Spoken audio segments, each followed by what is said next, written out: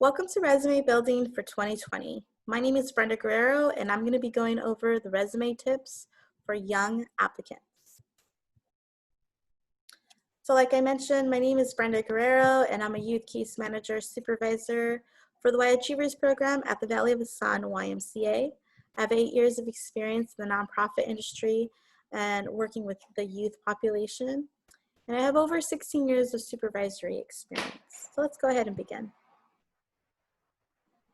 What are we going to be learning? We're going to be going over the 5 basic sections of a resume, what color schemes should be used and avoided, how many pages should a resume have, and what types of resumes are there. How can I set my resume apart from other candidates? In today's job market, because of the pandemic, employers are seeing hundreds and hundreds of people applying for one position, so it's very important for, as a young person, to learn what's going to set you apart. And should I ask someone to edit my resume? What font should you use? And does text and white balance matter? So there's 5 basic sections of a resume. There's a header, summary or profile, work experience, education, and awards and achievement section. The resume header is a section that tops your resume and serves as a business card. It's where you put your name, job title, along with your contact details such as your phone number, email, and LinkedIn URL. And stay tuned for the feature workshops that we're going to be uploading. We're going to do one on LinkedIn, so stay tuned to our social media channels. So let's get back to here. This is an example of a header. Here we have Mary Butler. She's a business manager. She included her phone number, email, and LinkedIn URL. The resume summary or career profile is a brief statement that's usually at the top of your resume. And if you're changing careers or you have years of experience in something, this is the time where you can put together a powerful summary to highlight your accomplishments and skills. So you want to think of the summary kind of like a snapshot of your skills and accomplishments and of your knowledge. So for example, this person put that they are an honor student at their college's communications program. They're highly motivated to launch their professional sales career. They have excellent interpersonal communication and relationship building skills. They listen attentively and communicate persuasively and follow through diligently. Work experience section of the resume is a part where you describe your past jobs. In my opinion, this is the most important and crucial part of the whole job application. I really want to emphasize that, because when employers ask for your resume, they're literally asking for your work experience and work history, nothing else. So instead of listing what your job description says, try highlighting the results that you achieved within that position. So instead of saying that you were in charge of making deposits, for example, and ringing customers up, try stating that you were able to decrease the deposit deficits by 90%, for example. Or you can also say that you increased customer service satisfaction at the point of sale. So think of this part as results oriented. For your education section of the resume, you want to list the schools that you attended, the degrees, any certifications, and your GPA if you're a student or a recent graduate, and any special awards or honors that you earned.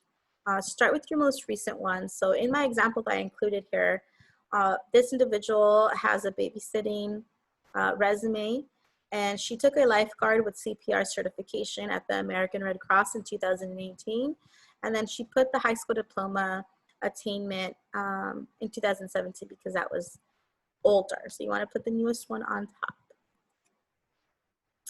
For achievements and awards section, as the name suggests, it's the section where your resume, where you list the relevant honors, awards, achievements that you've earned for going beyond the average. It includes scholarships, competitions, work-related awards, or even promotions to leadership positions in your job.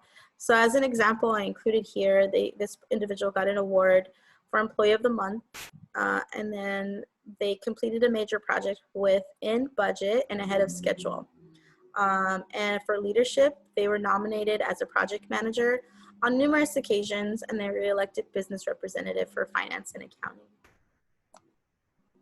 So is it a good idea for you to use color in your resume? So using black, white, and maybe a third color, maybe blue or green, is a safe color scheme that you could use. But you do want to avoid using bright colors as they may become distracting and look unprofessional. So the color of your resume should enhance it and not take away the focus from your content. Here I included an example of what that looks like. This is one of the most prominent questions that I receive as a case manager. Can your resume be 1 or 2 pages? So that's the big question. So it can definitely be more than 1 page depending on your experience, but if you're an entry-level candidate and if you have less than 5 years of work experience, your resume should stay at 1 page. What type of resumes are there? So there's 4 basic resume types. The first one is chronological. This is where you list your work experience in order of the date. So with the most recent one, you want to put at the top. The second one is functional. This one focuses on your skill and experience rather than on your chronological history. This can be used when job seekers are changing careers, who have gaps in between their job history, or who work history is not directed related to the job. And then combination is the combination of the chronological and functional. They use both the history and the skills to capture their employees' attention. And in my opinion, this is probably the most common type of resume that most people do. The next one is targeted. So this one focuses on a specific job opening. It's written to highlight the skills and experience relevant to the particular position. So it's a targeted cover letter. A targeted cover letter is typically written to accompany the resume for this type of resume. So now we're going to talk about how to make your resume shine. These are going to be tips that will help you avoid common errors that a lot of people do. It's also going to help you get a good impression, and it's going to remind you to double check your resume for mistakes or missing information. So let's talk about content. So you want to make sure that you show how you're a good fit for the position in your skills section. So list your experience. Remember, be results oriented, results achieved, in chronological order from most recent to the oldest. You want to check that you have the accurate months and years noted for the time period that you were active in each work, school, or volunteer experience. You want to make sure that this is accurate because you don't want to get called out for making a mistake or for making it seem like if you lied. And note that if you're in high school, note that your high school name and city. Go ahead and put that down. And then if you're in high school or you recently graduated, you can put your GPA. I put here 3.5, but even a 3.0 is good enough to put on paper. I wouldn't put anything less than that though. You want to include your most impressive awards or honors. List your technical skills starting with the most important. So focus on the skill that is needed for the position that you're applying for. So for example, this is really important when you are making somewhat of a career or industry change. So let's say during high school, you had a fast food job, and now as a college student, you're looking for an administrative assistant job or a receptionist job. You want to highlight the skills that you learned while you were in the fast food industry that's going to help you become or be a better admin assistant or a receptionist. So focus on your skills. Let's talk about appearance. So the appearance, you want to ask at least 1 to 3 adults or friends to review your resume and ask them if they can give you any suggestions or any improvements that you can do. This is a great time to utilize your case manager and our job developer, because this is literally what our job is, to help you. And then you want to confirm that you are using the correct spelling and grammar. Here I put 2 examples. You forget one letter in a word, it's going to completely throw you off. And make sure that you use the correct type of word. So very and very are 2 different definitions. You want to use the correct one. Make sure that your font style is consistent throughout the whole thing. So you don't want to put one type of font here for your title and use a completely different one for the body. You want to stay consistent.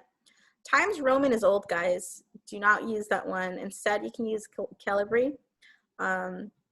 And then check for balance and white space. And what I mean for that is I put an example here of a resume that looks busy. It has a lot of words. I don't think anybody wants to read that. I wouldn't want to read that. But then when you compare it to this one, it's a lot more cleaner. It looks more organized. It's crisp and it's more inviting. You know, it's this one's going to be overlooked versus this one. Employers do not have more than, you know, a minute, 30 seconds to a minute to glance over all of the resumes. So you want to put your best foot forward. Do you use 1 page or 2 pages? That depends. And we already went over that.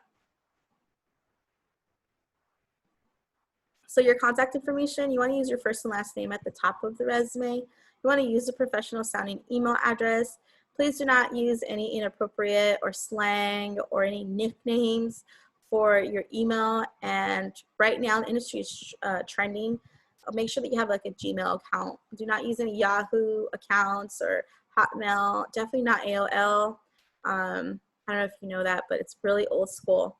Stick to Gmail and do not use your current employer's email address. That is a no-no. And do not put your full address. If you are very like compelled to use your address, maybe because you want to show that you live close to the company and you'll be more reliable that way, then just use your city and state and list a phone number that you use frequently and that has a professional and appropriate voicemail message, because a lot of times people miss their phone calls, and when the employer is calling, they're going to leave a voicemail, and if your voicemail is inappropriate, it's going to cause a little bit of trouble for you.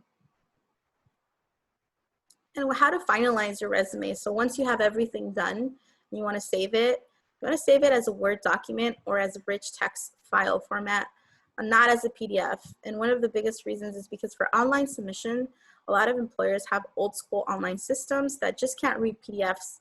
And so you want to ensure that all of your information is accessible to them so you can get an interview scheduled. Also, this reminds me, a lot of young people nowadays like to put a lot of graphics and text and not text, but graphics and tables and graphs. You're not going to want to include that onto the resume that you upload on the online systems, because they're not going to be able to read them. If you are, you know, you really want to show off and show that those cool graphics, save it for when you land the interview and you bring a copy of the resume with you. You could show them then, but do not upload it on the online system. So what should you put for the resume headline? So a resume headline can help your resume stand out from the crowd by drawing attention to your most impressive achievements and skills. It's basically a brief sentence at the top of the document. And then how can a teenager write a resume with no job experience? And being a youth case manager and working with a lot of high schoolers and entry-level college students is a big question, something that I get asked a lot. It's not that hard though. You got to think outside the box. So first of all, you have to include the summary statement and decide which resume format you're going to use. Pay attention to the technical details and take stock of your achievements and activities that you've done while you're in school. Focus on your education and skills. If you've done any internships, this is the time where you're going to highlight that. In the Y Achievers program, we have a paid internship part of the program. And if you do not have any job experience, this is the time where you could speak to your case manager so we could find an appropriate paid internship so you can get some experience on your resume. Include any extracurricular activities or volunteer work that you've done. Common mistakes to avoid: typos and grammar errors. I'm going to say this more than 2 times here because this is probably the most common mistake that even adult professionals make, is that they just have grammar errors. Lack of specifics. They also attempt a one-size-fits-all type of resume. So they go on Google, download the one that is easiest, and they just plug in their information. And let me tell you that employers can really figure that out. So you want to avoid that. And you don't do enough highlighting of the duties, or you highlight duties instead of accomplishments. Going too long or cutting things too short, and you don't use any action verbs. So remember that action verbs, they're going to show results. So you want to use those type of words. And don't leave off any important information. So what makes a good resume? You want to show your passion, okay, because it's going to set you apart. You want to be specific about what impact that you did in your current job or in school, and read the job description a few times so it could kind of trigger you and remind you maybe similar things that you've been able to accomplish that will be relevant to the job. You want to research your potential employer or company. This is a big one that a lot of people kind of oversee. I've interviewed a lot of people, and the ones when I used to ask questions, so why do you want to work here? A lot of people come back with very generic answers, and they say, oh, I want a summer job, or this place looks like it's fun.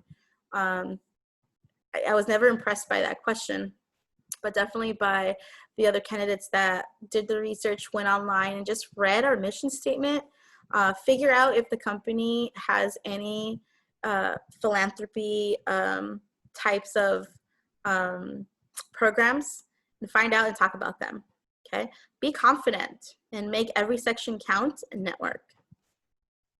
So positive words to describe yourself. This is something that I wanted to include here because a lot of young people are shy or may not be 100% comfortable with talking great about themselves. So I wanted to include it here. So if you want to use able, you can say I'm able to handle multiple tasks on a daily basis. If you want to do creative, I use a creative approach to problem solve. If you're a dependable person, I'm a dependable person who is great at time management. I'm always energetic and eager to learn new things. And these are the other: experienced, flexible, hardworking, and honest. The list goes on and on. Just be comfortable with using those type of things to describe yourself. And what are red flags on a resume? So spelling, obviously grammar, punctuations. If you don't make sure that you have that correct, it's huge red flags. Attention to details. Spelling is going to set you aside. Okay, using a cookie cutter resume, not good. Don't use an objective. That's going to make you look like you don't know what you're doing nowadays. Use a summary statement instead. And lack of effort, not spotlighting any key skills, listing your job responsibilities instead of your impact and results that you accomplished, and including your personal information. I know that being a single mom is a huge accomplishment, but in this type of situation, they're not going to want to hear that, okay?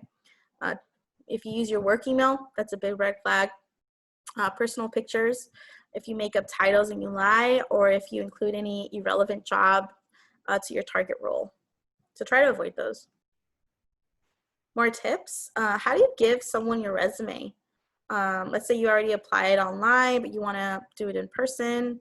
A lot of times this won't work. A lot of employers would just be like, nope, just do it online, don't have time. But I will tell you from personal experience, this has worked a couple times because the person just caught me at the right time. So you want to identify yourself, the job that you're interested in, and that you applied for through the proper channels already, and that you're just dropping off the extra copy of your resume and cover letter, and thank the person for their time and say that you hope that they'll be considered for the job. Do you need an objective on the resume?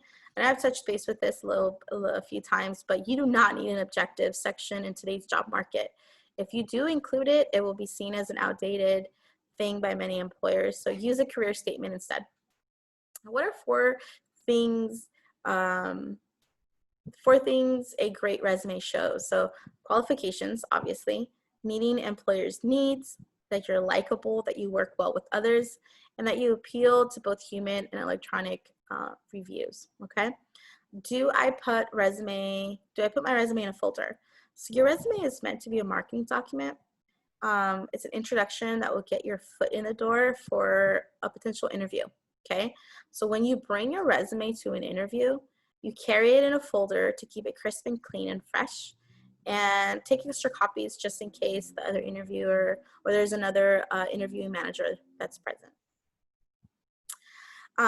This brings me to my last thing. If you are interested in joining the Y Achievers Youth Workforce Program, go ahead and send us an email at workforcedevelopment@vosymca.org so that we can set you up with an enrollment specialist and we can go ahead and see if you're eligible and get you started.